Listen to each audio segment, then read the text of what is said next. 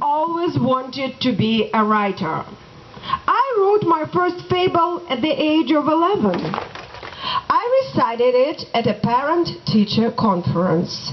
32 mothers, their heavy bodies squeezed into tiny chairs, smiled at me. I looked at my father. His elbows were planted into the green, scratched surface of the desk, his forehead sweating, his eyes fixed on my lips, his own lips silently voicing, "You are fat," said the bee, "you can't fly." "You too fast," said the snail, "you will die. I own my house."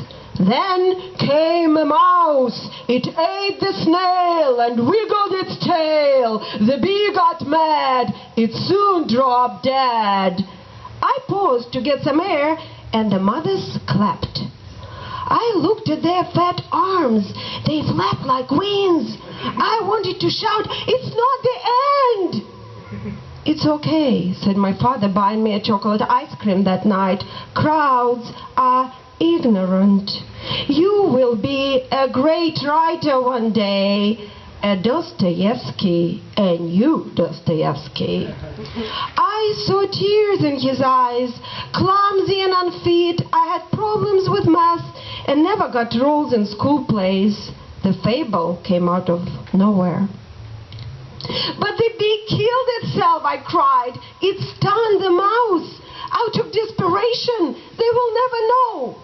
"They loved it," said my father, wiping tears and ice cream off my chin. "It's called differences in perception. They'll be telling your friends about you. You'll be the star tomorrow. You'll see." "You're a nerd," Sergei Bichkov said the next day. He was a blue-eyed boy and my crush since kindergarten. Only nerds write fables. Lena, Sveta, and Igor drew a big bug in my math book. My best friend Lola shared her cheese sandwich with my arch-enemy Nina. Only Fyodor, my neighbor, played with me after this. Fyodor was a nerd too. He liked bugs and books. You'd think I'd learn my lesson, but no, I kept writing. For 25 years I wrote poems, essays, dramas, diaries, novels, and invented new genres in secret. For 25 years I didn't tell anyone I wrote. I didn't have any readers, and I didn't care. I was too busy writing. Then something clicked. I wanted to share it. I gave Fyodor my novel. "You should write short stories," he said. "This is too fucking long. Who needs fucking Harry Potter?" If I became a closet writer, Fyodor became a closet gay. All Russian immigrants of my generation were a closet something. Fyodor settled in San Francisco after a career in the sex industry in Amsterdam and a brief marriage to a talented entomologist in Missouri. He lived alone and worked at the public library. He had an impeccable literary taste and loved quoting classics and rebels when drunk. He was drunk most of the time. "Drink. You will open the doors of perception," said Fyodor, and pulled a volume of Pessoa off his bookshelf. "Here. If a man only writes well when he's drunk, I would tell him, get drunk. And if he said to me that his liver suffers because of that, I would answer, what is your liver? It is a dead sin that lives as long as you do, while the poems you write live forever."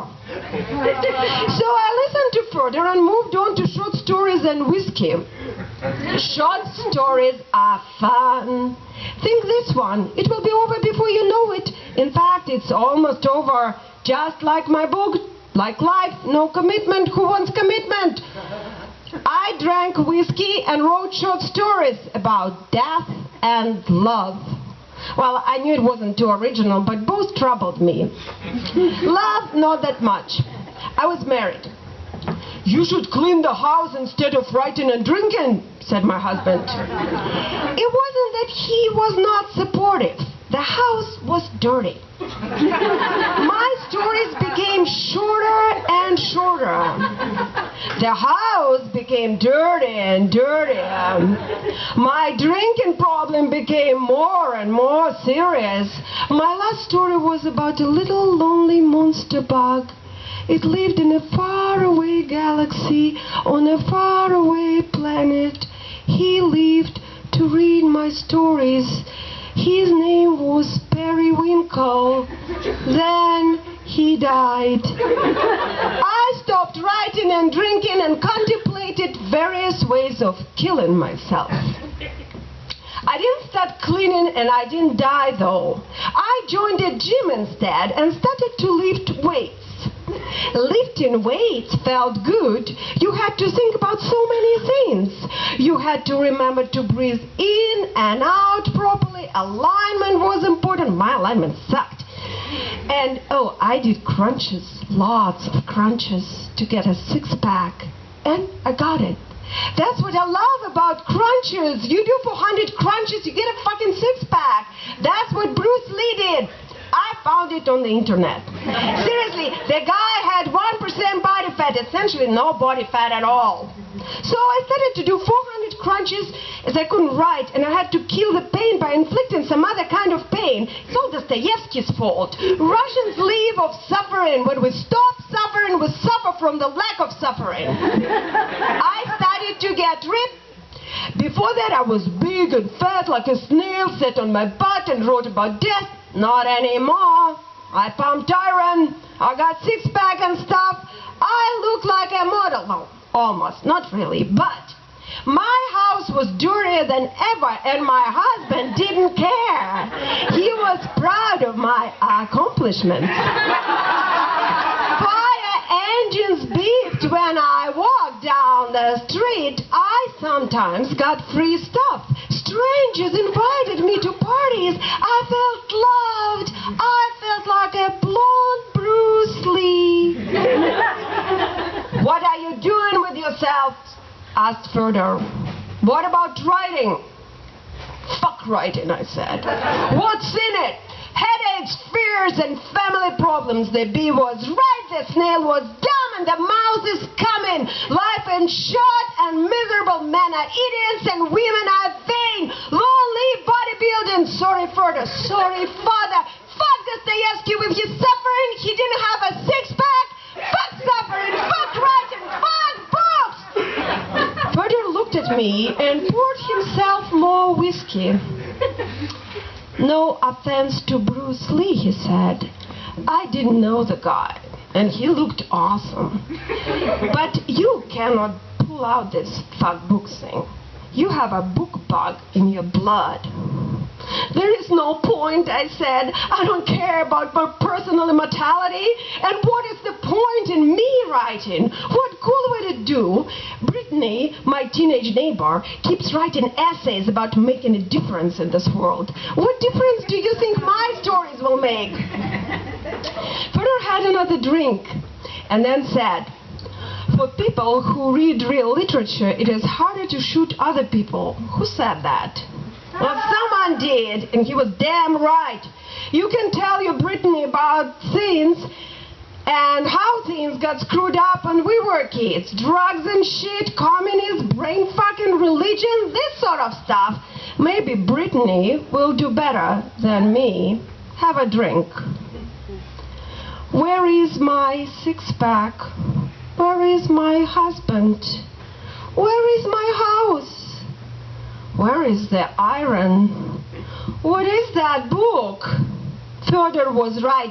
If you are born with a book bug in your blood, you are screwed. You can sit in the closet all you want. You can do crunches, but your bees, snails, and periwinkles never leave you.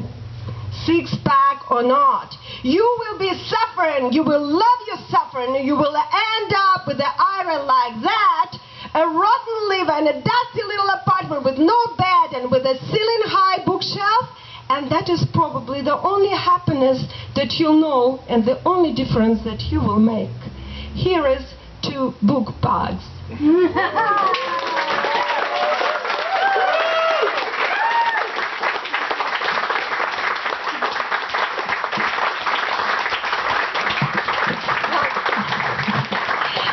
very much for being here for the reading. Thank you for the writers and readers, and for the readers of the writers, and for the readers of the writers, and the writers of the readers. And have a drink, and have some cheese pies, and read some books, and don't read the books. And I mean, it was just a great evening, and thank you all for being here. It was very special to me, and I will remember that. Thank you.